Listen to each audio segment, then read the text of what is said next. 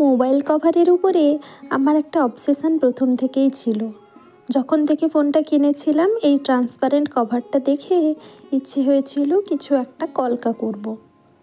কিন্তু 7 মাস হয়ে গেল ফোনটা কেনা হয়েছে, আজ অবধি সময় পেয়েছিলাম না কাজটা করার।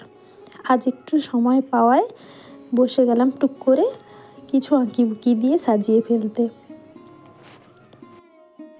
দেখো, কভারটার উপরে প্রথমে ব্ল্যাক কালার কোড দেওয়ার পরে সাদার কলকা দিয়ে সাজিয়ে ফেললাম। আসলে আমি যখন কোনো কিছু ছবি আঁকি, আমার কলকা ডিজাইন না দিলে যেন কাজটাকে অসম্পূর্ণ বলেই মনে হয়। আঁকিবুকি করার শেষে দিয়ে দিলাম রং ধরে রাখার ময়েশ্চারাইজার। আরে না, ভার্নিশ দিয়ে কোট করে নিলাম। দেখো তো ফাইনাল লুকটা কেমন লাগছে।